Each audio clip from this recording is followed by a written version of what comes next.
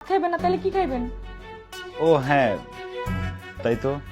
পুঞ্চ মানে চামিচ নিয়ে আসেন।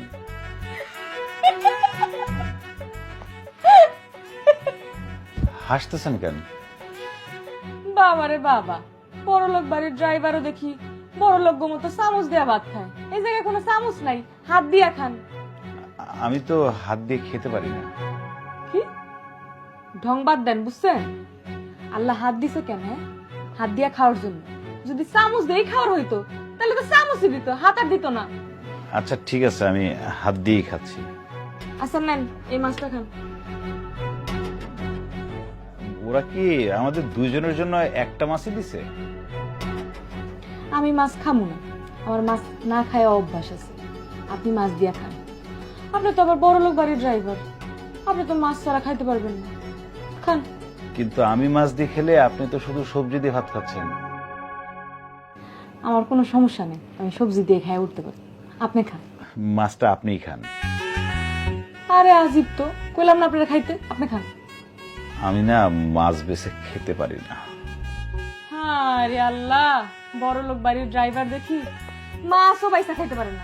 আচ্ছা বুঝছি, আমি বাইসা দিতেছি, আপনি খান। এনেন। না না, কি দরকার, আপনি খান না।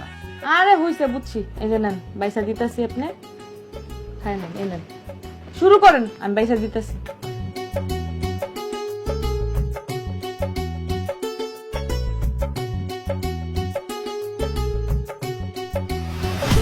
ড্রাইভারের সাথে তো ঢলাঢলি কিসের? হ্যাঁ, বড় লোক বাড়ির ড্রাইভার দেখছো, সহ্য হয় না এই জন্য মাছ বাইচা খাওয়াও। মা, এর আগে ওর জন্য আমার অনেক সমস্যা হয়েছে।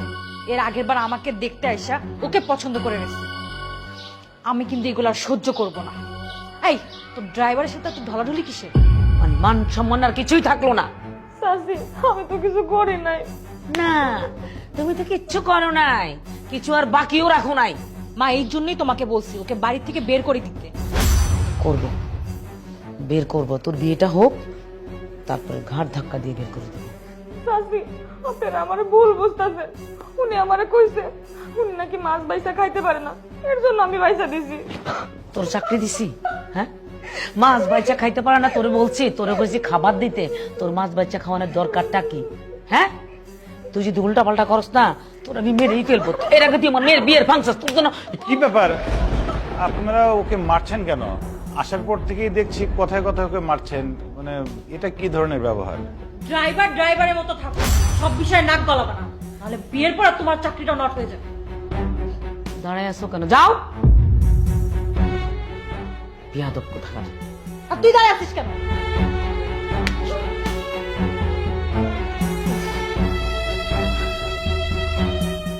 কবে যেটা আপদ বিদায় হবে আমার সংসার থেকে?